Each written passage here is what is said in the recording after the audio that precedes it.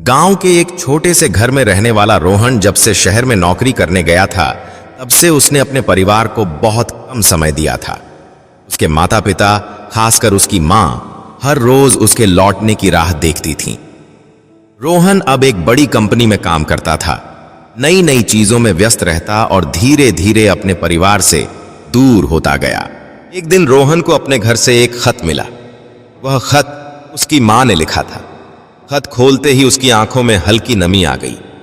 खत में लिखा था, प्यारे बेटे रोहन, तुम कैसे हो? मैं जानती हूं कि तुम बहुत व्यस्त रहते हो, लेकिन मां का दिल तो बस तुम्हारी आवाज सुनने को तरसता है। जब तुम छोटे थे तब हर छोटी बात मुझे बताते थे, लेकिन अब लगता है कि हमारी दुनिया अलग हो गई है। रोहन, तुम्हें याद है जब तुम्हें स्कूल में पहले इनाम के लिए बुलाया गया था? मैं कैसे दौड़कर आई थी ताकि तुम्हारी खुशी में शामिल हो सकूं। आज भी मैं हर दिन तुम्हारी सफलता की दुआ करती हूं। बेटा, मैं समझ सकती हूं कि शहर की जिंदगी में समय की कीमत बहुत होती है, लेकिन याद रखना कि जिंदगी में सबसे कीमती चीज रिश्ते होते हैं। पैसा और सफलता जरूरी है, पर मां बाप की ममता और दुआओं का कोई मोल नहीं होता।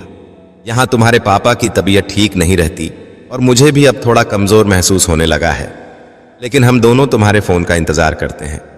बेटा, जब भी समय मिले घर जरूर आना। तुम्हारी पसंदीदा खीर बनाई है, ठंडी हो रही है। तुम्हारी मां। खत पढ़ते ही रोहन की आंखों से आंसू गिरने लगे। उसे एहसास हुआ कि वह काम में इतना व्यस्त हो गया था कि उसने अपने परिवार को ही नजरअंदाज कर दिया।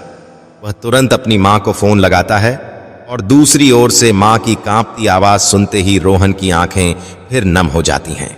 मां, मैं बहुत जल्दी घर आऊंगा, मुझे माफ कर दो, मां ने मुस्कुराकर कहा। बेटा, माफी नहीं, बस तुम्हारा इंतजार है। उस दिन रोहन ने समझ लिया कि जिंदगी में चाहे जितनी भी सफलता मिल जाए, माता पिता का प्यार और आशीर्वाद ही असली संपत्ति होती है।